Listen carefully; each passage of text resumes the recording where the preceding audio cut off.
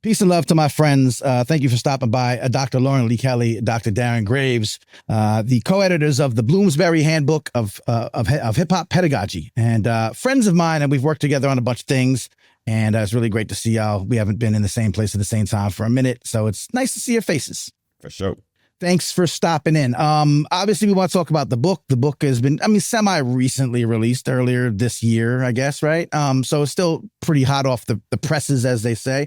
I want to talk about the book. I want to talk about the idea of hip-hop pedagogy for the uninitiated and what it means to put together this, this pretty hefty handbook, as it were. Nice word, because that's what it's called. So I'm able to use that word because y'all gave it to me. But that being said, please, I know y'all, so it's like very friendly and informal, but to those who might be watching or listening that don't, I could just read your bio. That's boring. If you would, please present yourself the way you like to be presented to the world. Dr. Daren Graves, we'll start with you, sir. Hello, my name is Dr. Daren Graves. Most people know me as Daren, or if you're really close, you might know me as D Graves, but that's me. And I am a professor at Simmons University and lecturer at Harvard Graduate School of Education. Oh, I've heard of that place. Dr. Kelly, Lauren, how are you? Great, thanks. Lauren Kelly, associate professor at Rutgers University Graduate School of Education. And I am a co-author, co-editor with D Graves, which I've never called you that before. But since that's, I guess, the intimate term for knowing you, I'm going to start now. So, yeah, I'd like to take the opportunity to call you D Graves too. So D Graves, yes, thank you. I think I'm glad we're that close. How long was for those who don't know, the Bloomsbury Handbook of Hip Hop Pedagogy is a compilation, or I don't know an anthology. Is that the correct term? I think or a collection. Let's go with collection. Okay. So I would say collection or compilation, because anthology for me is like these things already existed and you're sort of pulling together things that have already been in existence, but this is like all new and fresh. So each track in this book just came out, was not accessible before, and it's something that was specifically created for this collection. Overseeing this project and compiling the compilation, what was the overarching goal? What's this book intended to do? Yeah, I think we were trying to think about where hip hop ed is at this moment, and where hip hop is at this moment, and it's in a precarious place because of its popularity. And trying to set some sort of guidelines, some principles, some North Stars for how hip hop ed should be implemented, thought about, theorized, authentically moving forward. So that was, I think, the impetus for this project. Yeah. For the uninitiated, most people listening or watching, it's a pretty niche show. They're going to know what we're talking about. But the idea, the concept of hip hop education, hip hop pedagogy, again, for the uninitiated or for those who might be in different fields, they don't understand the depth and breadth of hip hop as an educational vehicle. I don't want to say tool.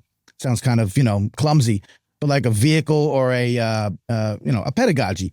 What does that look like just on a very layperson's level? And then how deep and complex does it get that y'all had to put together a whole some 100-page handbook to get it right? Super complex. So hip hop pedagogy is going to look different in different classrooms, right? Based on where you are in the world, what subject area you're teaching, the age that you're teaching, the language, like all the things that go into who a person is, the community that they're in, what makes up one's identity is going to have an influence on how and why you're working with hip hop in the classroom. But essentially, it's the idea that hip hop is a powerful force in the world. And in particular, it's a powerful force in young people's lives. And so just like any other powerful force, it should be included in classrooms.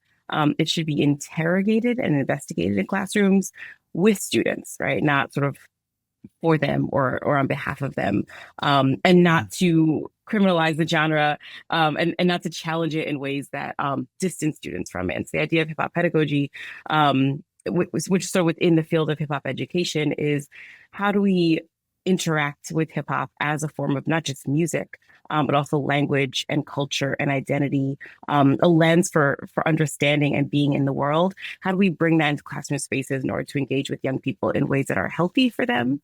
And ways that help them to understand themselves and understand the world, and to carve out a path for them in the world, right? Especially because schools are sort of historically places where we tell students who and how to be in order to seek success. And so hip hop pedagogy forces us to think about what that really means, right? What is it to be successful as a young person in the world, and as someone who's trying to chart out their path in it. And D. Graves, feel free to Yeah, that's a great. step in. Yeah, that's a great breakdown. Yeah, no, and I heard part of the question was about then the process of trying to make this happen, right? Yeah, knowing this as a foundation, I guess, this is what we're trying to do as hip hop education surveyors, how complicated does that get, to try to rein all of that in, because it's both wide and expansive, but also it has some tenets, right? So how do you juggle that?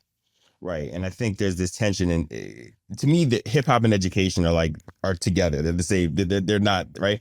But there's a tension sometimes between hip hop and schooling, right? Because schooling is institutionalized, right? And so and schooling is about conformity often, and hip hop is like, I don't know, about the opposite of that, right? And so one of the real tensions of putting this together was like, we're putting this together for the academy, right, in some ways, or through the academy, but we're not. We wanted this for some. We didn't want this to be for the academy, because the academy don't.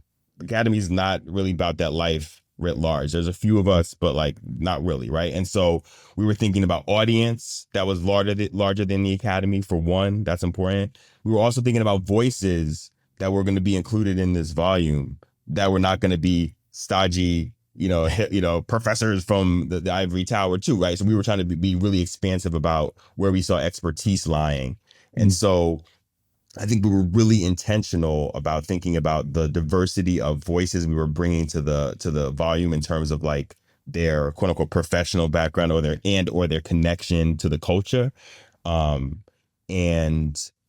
And we talked about it, and Lauren, can say more about this, but in the introduction talked about ways that we were trying to reach out to some folks who were like real pioneering contributors to the culture, to be part of this, because that was kind of our ethos.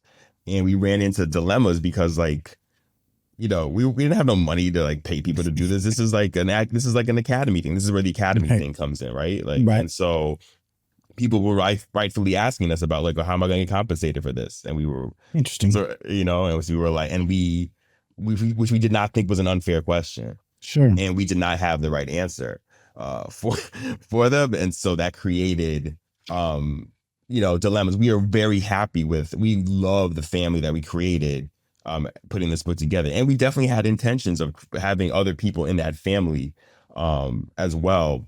But we couldn't, we just couldn't make it work in that way.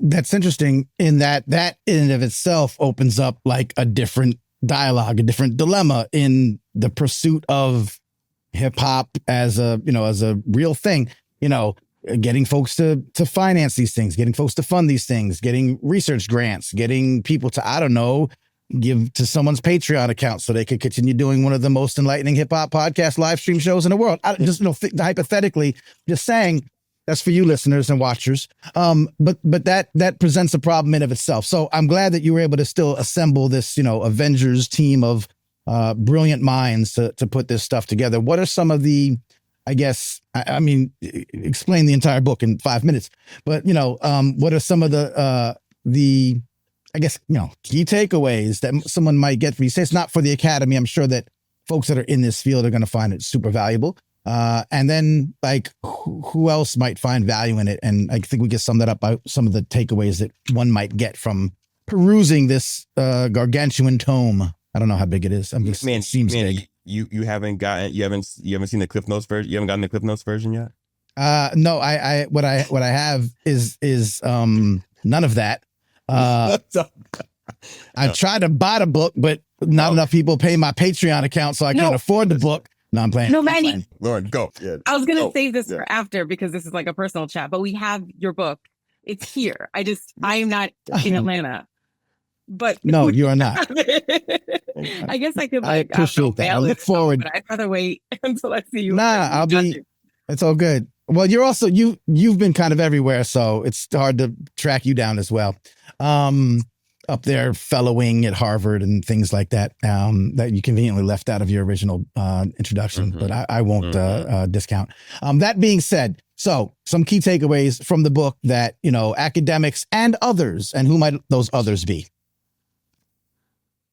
Yeah, forgive that. Go It's ahead, the Lauren. jet You're on a lag. roll. I'm going to leave a lot of things out today. So, this book, as It's all Daren good. explained, is really audience-wise. We didn't want it to be narrow at all. So this is not, which is a tough thing. Like, and we can do a whole thing about the book proposal world. When they ask you audience, right, and you're supposed to have this like one singular audience, and it's like hip hop doesn't have a singular audience, first of all, Right. nor does this book. And so we wrote it for teachers. We wrote it for professors. We wrote it for grad students. We wrote it, put it together. We compiled it, co-edited it for high school Fair. students, for community members, for librarians, for parents.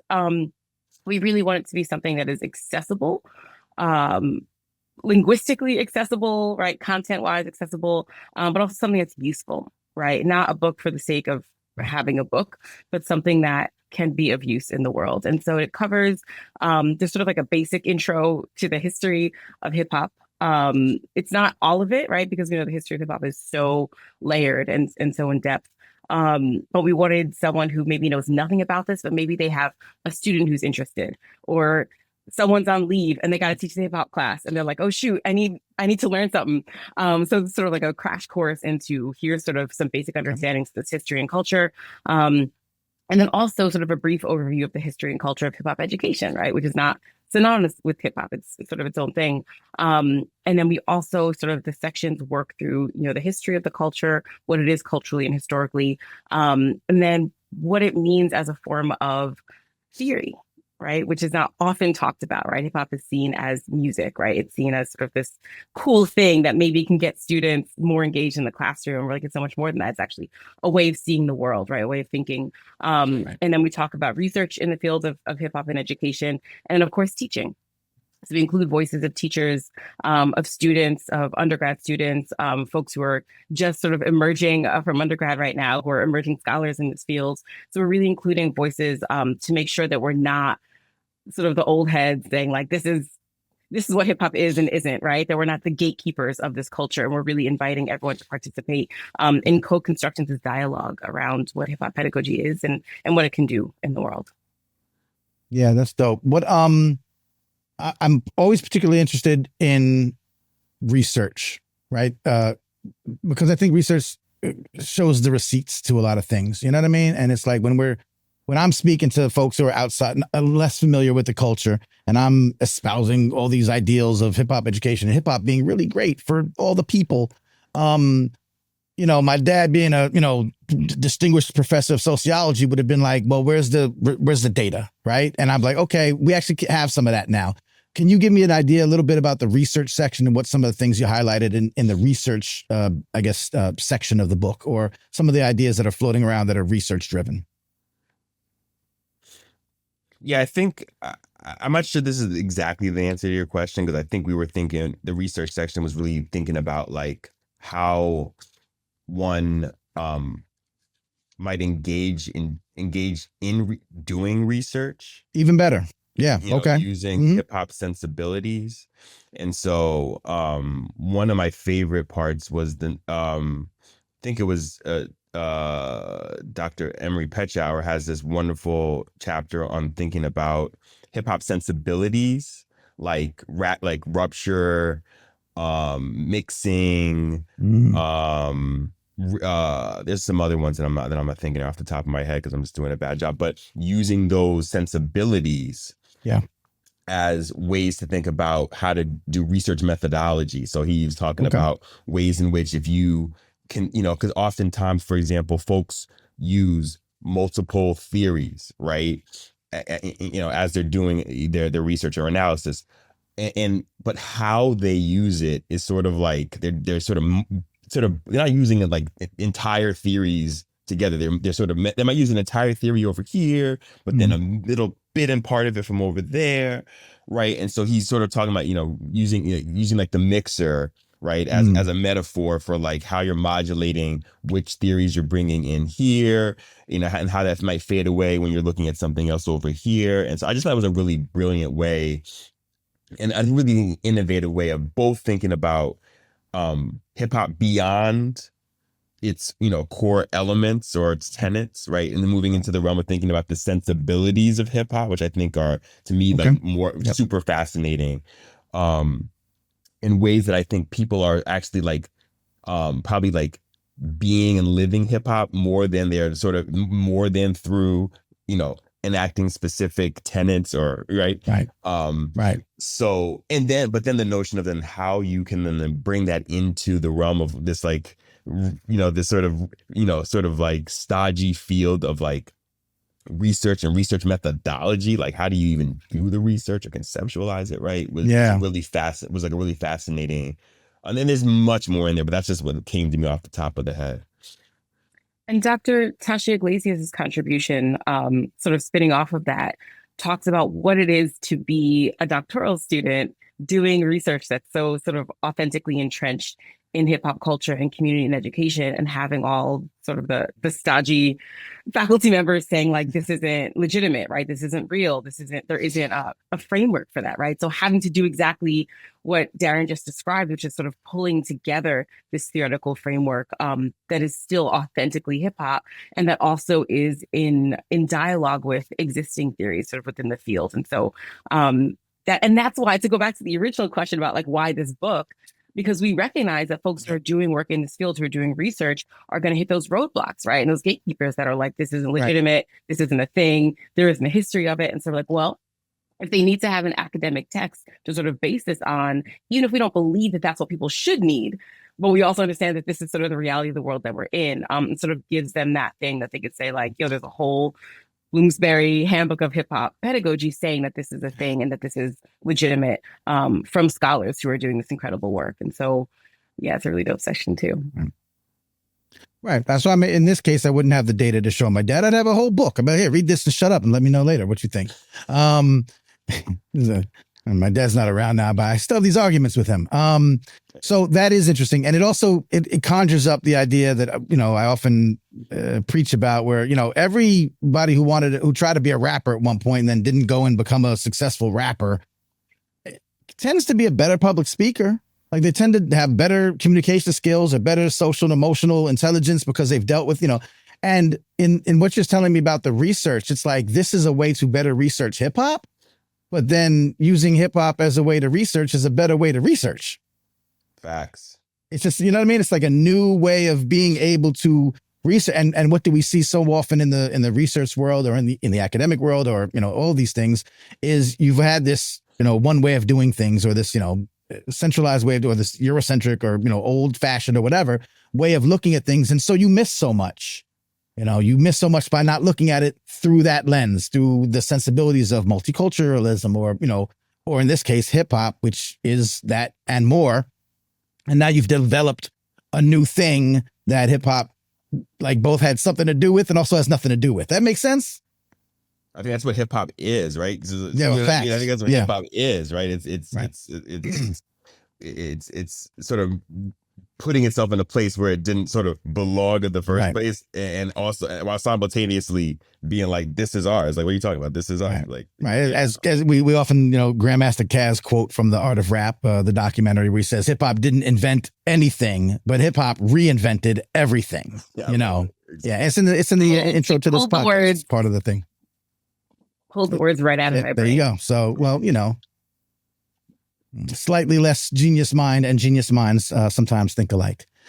So yes, it's very dope. It's a beautiful thing that you don't even know about if you don't know, you don't know. And that's why it is important that books like this exist, even though they should. It's like the book we wish we didn't have to write because we wish everyone knew this already and didn't have to give you in a book. Yeah, I get it. Or that it didn't have to be a book. Right. For it to, and we can talk a little about that. Or it didn't have to be a book for it to talk be about a it. Thing. Yeah, talk about it. Tell me what that invokes. Man, well, listen. So, like, real talk. Like, we I don't know how to say this politely, but like the way that the book is currently back to the academy, right? So the academy's got this, the academy's academying, right? And so Right. Right. the book as currently priced is just not accessible, and we're not, and we would like it to. I'll just put it I as understand. we'd like it to be more accessible. Right. In the means, and it will be when we start to when the academies Right. will There's a it'll be time like frame or it'll be a something. Yeah. Yeah. Yeah. soft cover edition, and Right. it'll be more accessible. So there's that. Right. In the meantime, as you know, Manny, we've been working on a podcast, a companion podcast to the book, um for a variety of reasons. If not one, just to like make it, I don't know, the learnings and the wisdom and the knowledge, right, accessible to the people at the Right. very least. And that's part of the goal of the podcast is, and also, but I think also to model for the academy, here we go, we were just talking about reinventing, right, to Right. model for the academy possibilities for um how we can disseminate information through the academy moving forward. So that Yeah. for us, one of the goals of this is, yes, to have a podcast that, as you know, Mandy, as you've been working with on this, is like just a super fun project. It's been a great opportunity to like connect with folks who are connected to the project, and Yeah. learn but also for it to be like an actual companion piece to the the written book, right, Right. that Right. people can, guess what, like cite Right. and find and treat as a Literature. text, right, that Yeah. that is rigorous and that Yep. has things to be learned from. And that's that. And Lauren, I'm sure you want to have to say something else about this, but yeah, we were really, that's where our energies are really being put right now. We want to figure out how to make sure that people can actually access this knowledge. Yeah. I love it. Thinking about the ways that people take in knowledge, right? So anyway, yeah. Yeah. And something that I really love about the podcast project, as a companion to this piece and the book itself, going back to sort of how it disrupts the academy, is that what they also ask for, when you're a grad student, even, as an academic, is that everything is supposed to somehow be like really neat and perfect, right? So, like every question has an answer and that you can answer it. And I think hip hop is a reminder that like it's messy, right? Like nothing ever has a direct answer. And I think it really came through when folks listen to the podcast, like here's all these brilliant minds who do this work, who know their fields, who are experts. And we don't all agree on these things, right? Like we don't all have a shared definition of what hip hop is and isn't, right? Or who authentically Right. is a part of the culture. And I think that No one does. Yeah. no one does. Right. And I think it's such a perfect Right. example of like the reality of, so like the academy says, right, that like you have this research question and then you collect data and you answer the question and you publish it. And now we all know the answer. And like none of that is real, right? It's a response to a question. And I think what we see in the book, and we really tried to tease out these tensions in this book and show that like we're all experts and we're all questioning all the time, right? And we're all students all the time, and no one really knows. And we're going to lean into that messiness. And there's a lot of beauty and there's a lot of wisdom that comes from the unknowing and from having that discussion. And I think there's so few places in the academy where you get to do that, right? Where you get to authentically say, like, there's things we don't know, but like, let's talk about it. It's like you're not allowed to show the behind the scenes, like questioning of things. And I think hip hop reminds us that we should, right? How can you learn if there aren't questions floating around all the time? Yeah, I appreciate it. And one of the tensions that I think showed up in that regard is the notion of that many of the educators who are in hip hop ed are like in a different generation than the hip hop generation than their students, right? And so one of the key tensions that we kind of address in that regard is like, how do you, because we had young folks even at our last AERA, big research meeting, Mhm. hip hop ed meeting. We had young folks coming at us like, this doesn't feel like the hip hop that I listen to. This doesn't feel like you're representing the culture in the way that I, right, experience it. Which I think, which by the way, I loved. Right. I love it. Like I welcome this, right? This is like, and I have, Manny, I have like teenage daughters, so I live this life. I my whole life is like people coming at me, telling me I'm wrong. So Right. it's all good. But But yeah, but we Fair. we explore that tension head on in the book too. This notion that like no matter we're situated in a specific moment, but like regardless of the moment, there's gonna be moments where like it's gonna be different generations of folks like trying to like interface each other around the culture and like exploring the tensions of what it means. And me not trying to, and my daughters have fully made this 100% possible. Like that for me not to be the get off my lawn hip Yep. hop fan, like fan, right? Like, oh, I have the original stuff. This is all, what is Right. this? Forget it, right? Yeah. We explore that tension specifically because that dynamic's going to reproduce itself over and over, just in different ways and Yeah. iterations. It's also fun when it works the other way around. I was in a car and I'm playing like Sirius XM. And it's like The Groove, which is all like 70s soul and R&B. And All Night Long comes on, right? So All Night Long is rocking. And Baby Girl Faces goes, "That's where that's from?" And I'm like, "What you talking about?" She goes, it's a mattress firm commercial. Like the guy, they use it in a mattress firm commercial. So it's really, yeah. And so then she calls it up on YouTube and shows it to me. And I'm like, so it's really fun when you're open to like both, when that goes back and forth. You jumped into it and it was kind of where I was going. And Lauren, you've done it. I mean, your work, which I cite all the time, either in writing or just, telling stories, the work you've done when you've examined things from a younger hip hop perspective, and going so far as to say, oh, I thought I was doing it right. But then I really had to talk to the kids and find out like, oh, here's how maybe I should really be doing it in terms of interrogating young people and how they see the world using hip hop as our common denominator. But, having to make sure that we do what Daren says, like not be the old heads.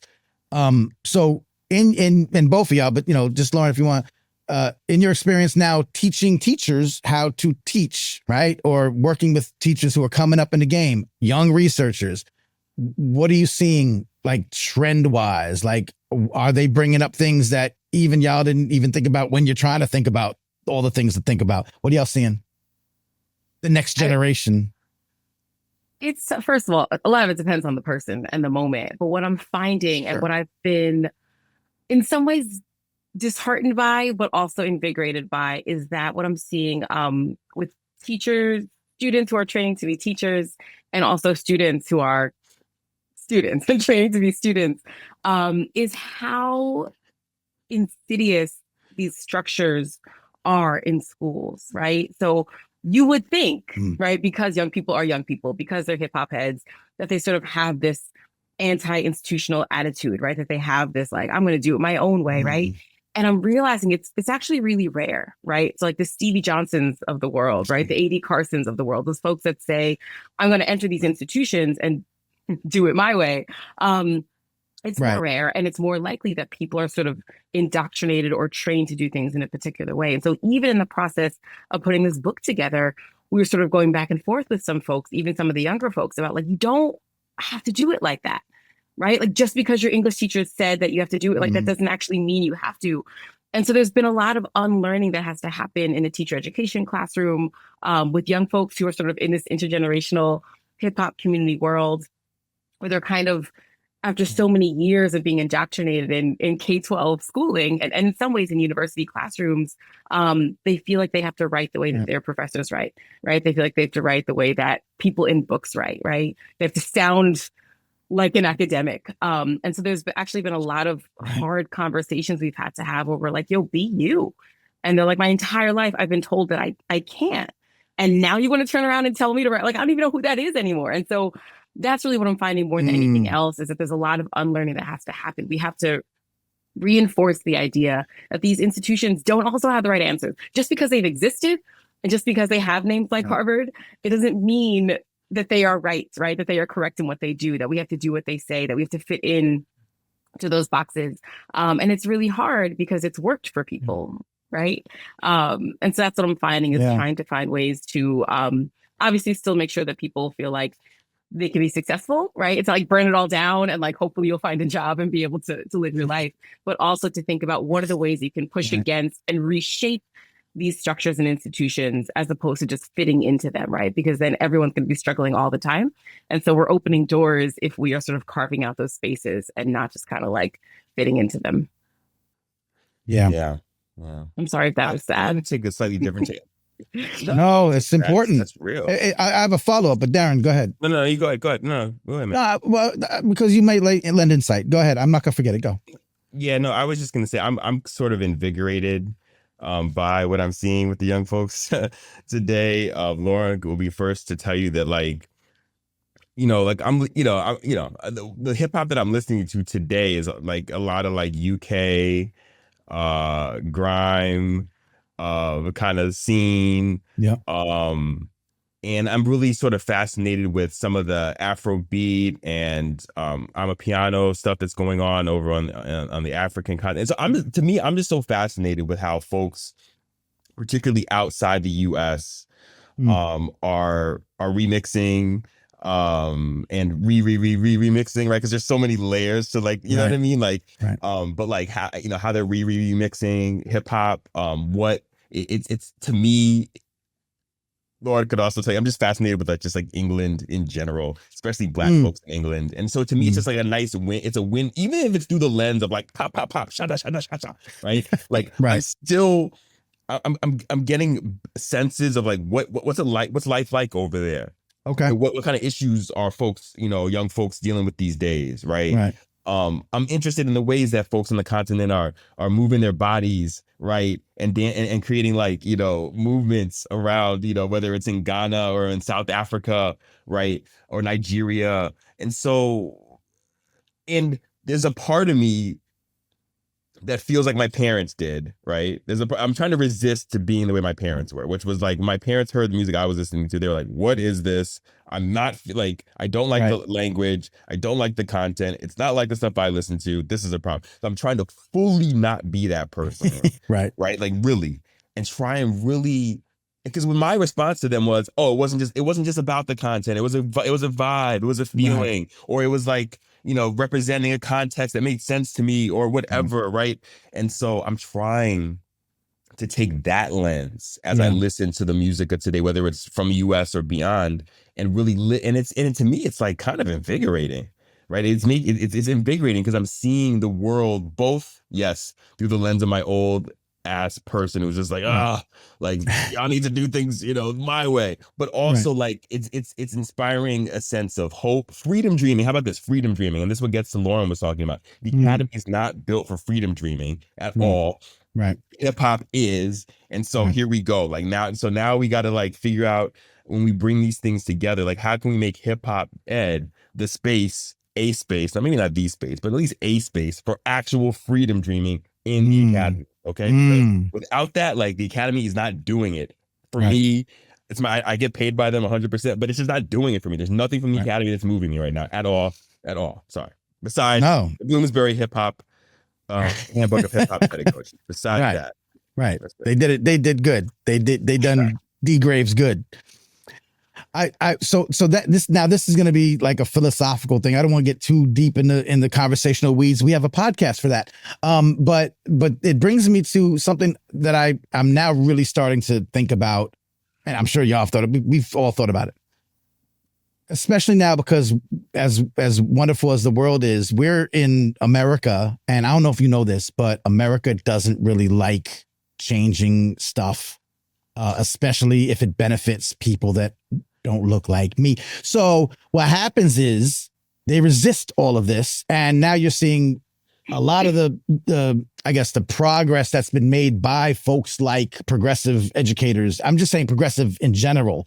I'm not even getting to the abolitionist types, South of Dr. Bettina Love and people who advocate for abolitionist theories in education. But just folks have been like, no, we could do it a little different. We could sit in a circle. Like we could bring a DEI aspect, even if it's not official. Like they've done this work for years, and I think it's helped. It's gotten, depending who you would ask, there's an entire movement of people who would say that it's the worst thing in the world. That all being said, if we believe that it's a good thing, if we believe progressive educational practices are good, if we believe that hip hop is the most progressive educational, thing that we could work into the mix, and if we believe all those things, they're trying to stop all that. They were letting it go for a while. You could do it. You could get, you could be AD Carson. You could be Dr. Kelly. You could be Dr. Graves and be in the spot and kind of maintain your authenticity to both your cultures, whether it's Black American culture, hip hop, the Venn diagram where they live together. You could do that. But now, no, they're going to stop all that. They're going to stop, especially in some states. The bigger question is, how much can we rely on the academy for being a place where we can make those changes within the academy?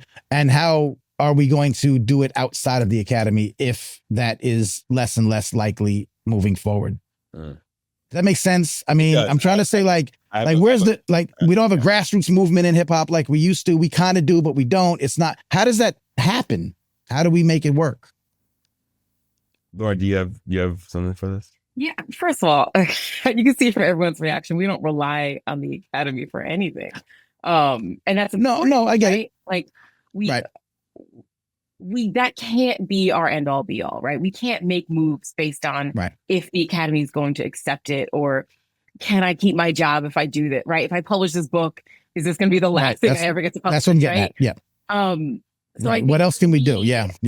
The hope that I find, and the reason I invest so much time and effort into the work that I do with young folks, who, as I get older, are becoming like they're younger, right? We used to call them like the youth, and now we're like the younger than us people, because they are also now like almost in their mid-20s. But I invest that time because I don't necessarily think that I have all the answers, right? Or that we have all the answers. So we always have to be in dialogue with young people who just have a different perspective on the world, or who grew up in the world in a different way than we did, right? Who grew up with things like social media and we did not. So they're just going to have ideas and perspectives that we don't. But also through that dialogue and through that intergenerationality, we're able to sort of show them some examples of things, right? Introduce them, like we bring them to spaces like Simmons, to Teachers College, right? To Harvard, to Rutgers, so that they can understand these structures. They can understand how they operate, and then they can create their own structures, right? They can sort of decide for themselves which ones they want to adopt or fit into, or adapt, or just completely tear apart. And so for me, it's really long-term work. I don't think, any of this is overnight. It's not like just tomorrow we suddenly have this, this grassroots movement that's doing stuff. But I think over time we're building in ways that they can start to build their own institutions. They can start to build their own sort of spaces and structures for doing this work authentically. And I think they also cannot do that alone, right? In some ways, it's financially, they don't have the resources, right? So I think, again, that collaboration allows for young people to lean on us, to ask questions, right? To have us as a resource, and also to create their own things. And so in my ideal world, the academy is not like the central piece of this, right? It is one resource and one tool in this larger work. Yeah. That's what, before you guys, I just want to shout out, obviously you have the receipts for this with the work with the HHYRA, the Hip Hop Youth Research and Activism Conference and initiative. It's not just a conference. It's, not just a one, and then you're done. The whole thing you've done with that. And I do encourage folks who say, oh my God, yes, I'm a teacher or a community organizer or a nonprofit leader, to say, I love what you're talking about. What does that look like in practice? It looks like that in practice. It looks like the Hip Hop Youth Research and Activism Conference and initiative that you spearhead. And so people should look into that as a way to model how it's been done brilliantly, how you bring up younger folk with this mentality, and then with the full intent of, hey, we are handing you the torch before you even want it, but you're going to take this torch, you're going to, and move it forward, and we'll help you, guide you as much as we can, but, take it and go, because your ingenuity, I mean, this has been hip hop's thing also. The ingenuity of the youth is unsurpassed, and we can't even fathom it. And that's why young people are always at the center of innovation. So it's just a brilliant way to do it. So Daren, I'm sorry, I just wanted to give props and let people know that this is a thing that exists. It's not just, you said it's in your ideal world. Yeah, in an ideal world, it's all over the place, or it's bigger and we all do it. But you have the motto, and I just want to give props. Daren, go ahead. Come on now, exactly. Thank you, and so thank you for shouting it out, and leave it to Dr. Lauren Kelly to put it in the youth's hands, right? For issues for senses of hope, and I'm with that too. I also think the subtext of this is where the sensibilities of hip hop is also important, right? So this question is like, there's a context in which everybody's like trying to tear this down, and so how do we do this? Like, so that's, I don't know, that's just like the context of how hip hop was born, right? Like, and so like the context of hip hop was born is like they're literally burning the city around us. and yet and here we still are, right? And so Right. to me, some of this is like we have to hold on to that sensibility of like what was hip hop born under? Like what was it, what was it trying to do? To me, the academy, if we're gonna use like as a metaphor, the academy to me is like the light pole.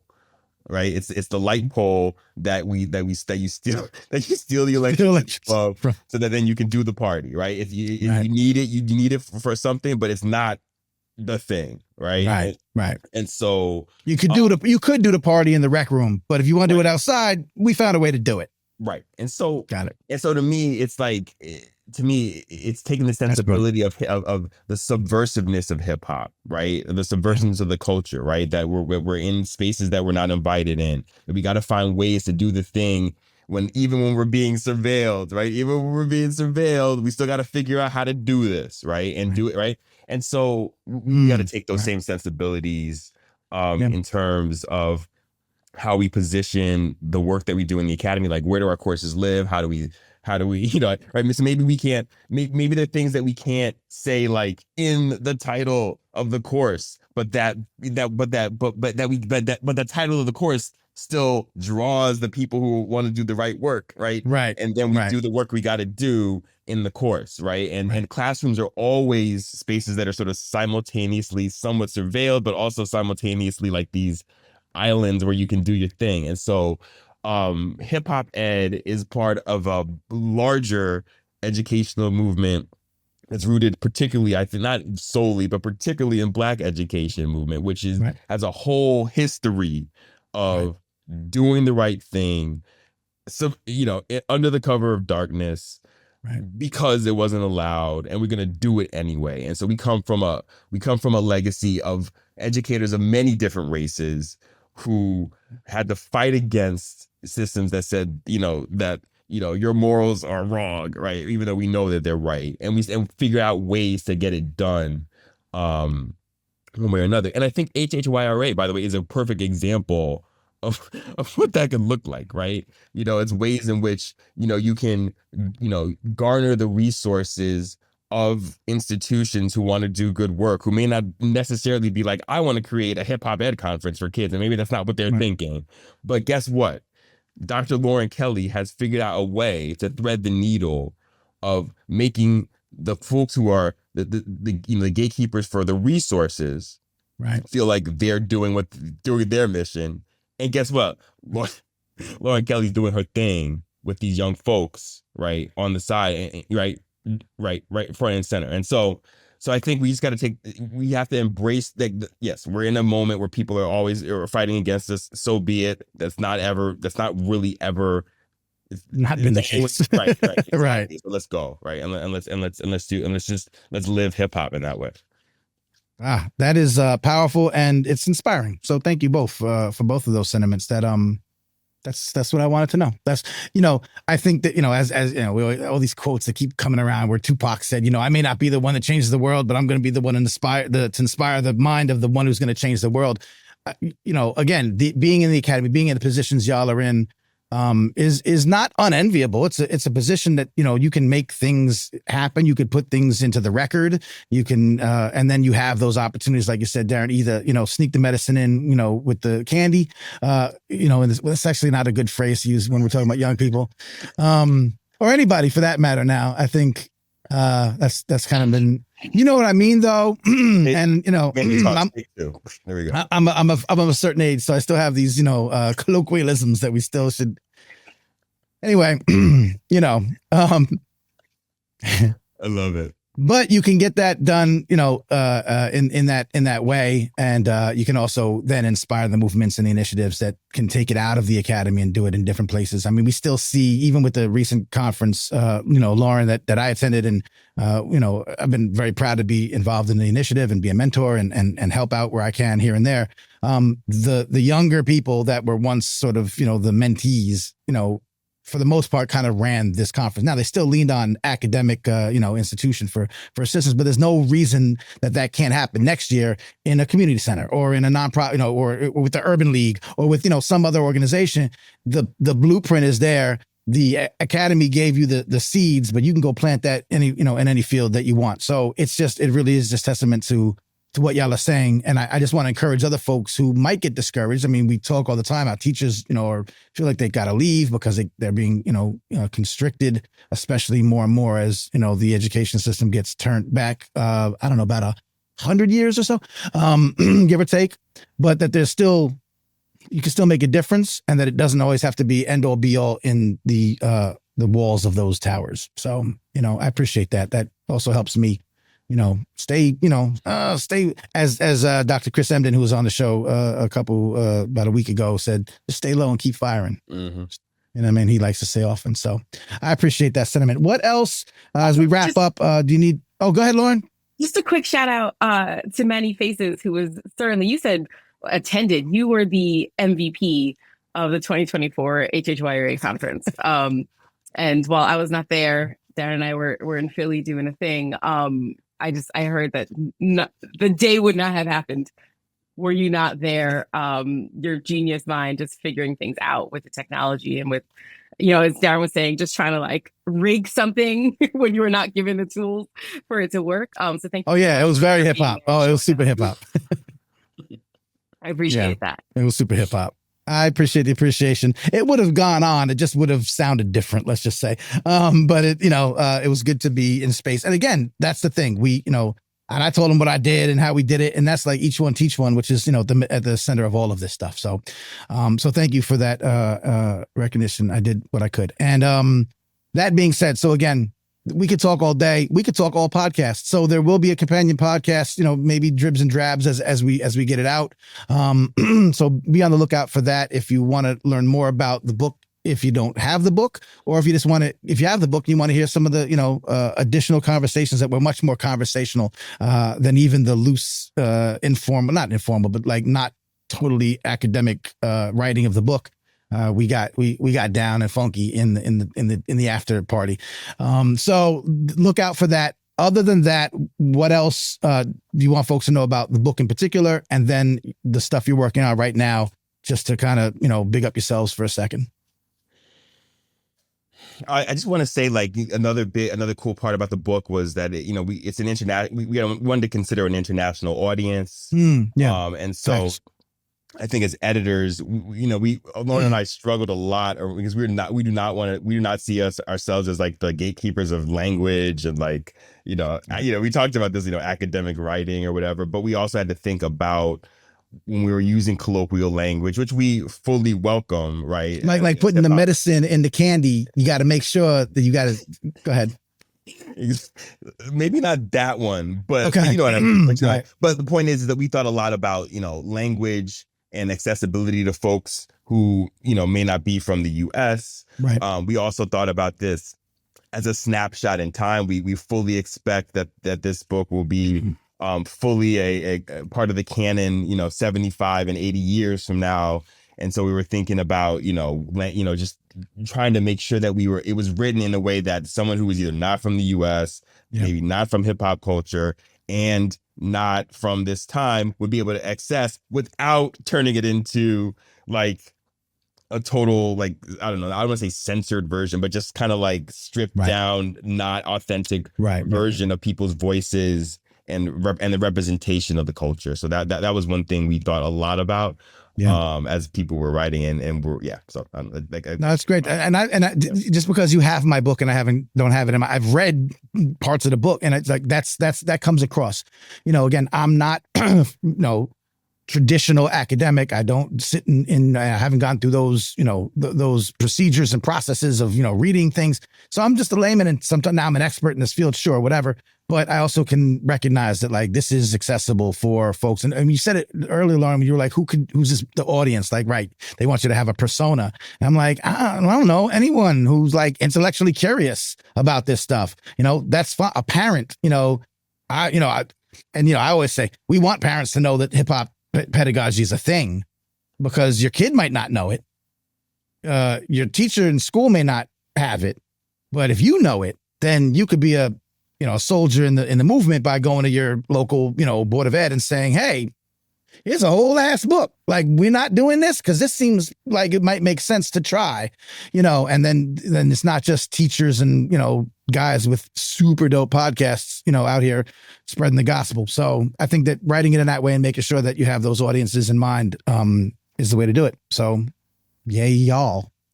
I can add to that, just a quick plug for folks, just to get this book in your library, wherever you are, wherever you're teaching or living. Good point. You can just reach out to your local library. It's actually a really easy process. Most of the websites just have a form for it. If they're a little more old school, you might have to make a phone call or send an email.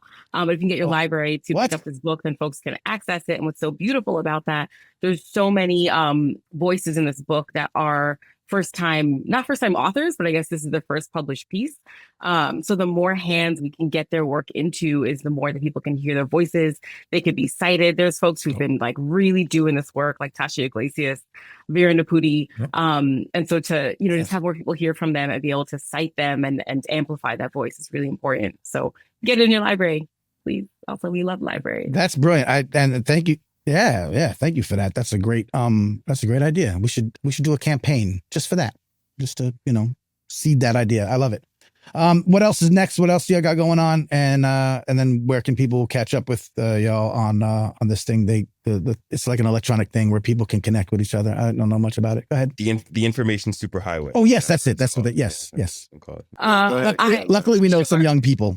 What am I working? Yeah. Okay, so I did just finish the Nasir Jones Fellowship at the Hip Hop Archive at Harvard University, back at Rutgers University in the fall. I'll be teaching an introduction to hip hop education course in the spring. So anyone who is within the consortium. So if you're at a school where you can take classes at Rutgers, even though you're not a student, you could take the class. And of course, any Rutgers student is open to everyone. I'm really excited about it. And we'll be bringing in guest speakers such as Manny Faces, Daren Graves, other amazing folks. So look out for that. They haven't agreed to it yet, but they will. Currently working on putting together a book project with some of the younger leaders from the Hip Hop Youth Research and Activism Conference. So we'll be working on that this summer. Look out for that in the next, year or so. And also currently working on a book on hip hop education. So to further crystallize what we talked about earlier, Manny, about what does this work look like sort of tangibly in classrooms, it really gives you an intimate look at what does it look like to have conversations about rap specifically and about hip hop culture sort of more broadly with teenagers in classrooms. It's not neat. It is messy work, and it's also really beautiful work. It's messy. It's super messy, and there's a beauty in that tension. And so look out for that soon, coming from Teachers College. I love it. Let me also remind people here in my background that while you're waiting for that, Teaching with Hip Hop in the 7 to 12 grade classroom, a guide to supporting students' critical development through popular text. It's similar to what you're talking about. I'm sure you'll get deeper into it, but this is your current book that's out and about, and I have it here. Placed gently out now and prominently. So if you don't want to wait, you're like, oh my God, I got to read more of these words. That's the place to do it. Darren, and Lauren, and then online, what's your preferred social?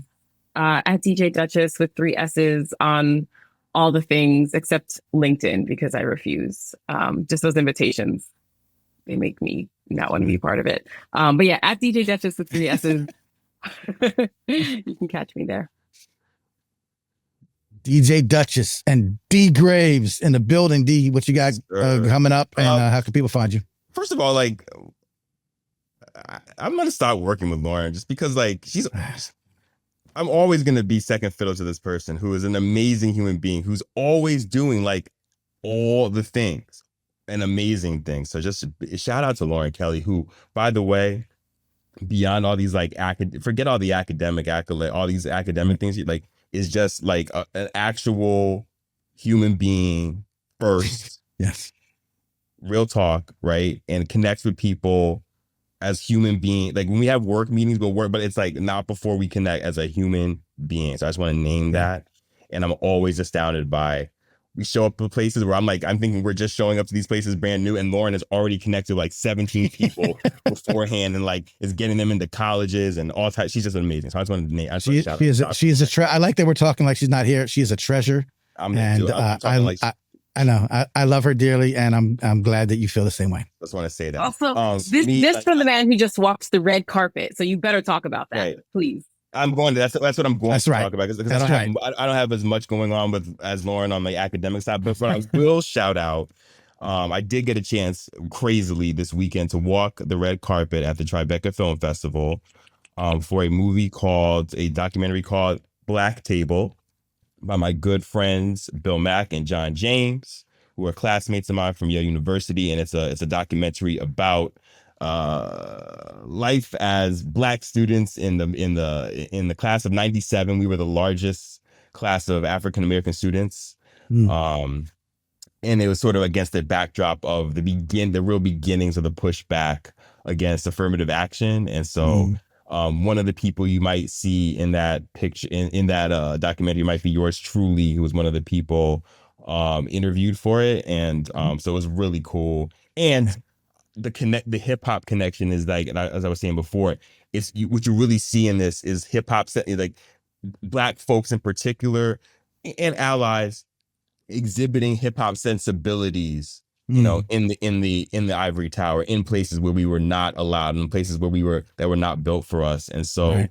you will see that in the way we move. And as I'm sort of like the playlist king, if you go onto my socials, you will definitely find a beautifully curated playlist of songs that went from August 1993 to May 1997, which is the time we was on campus together.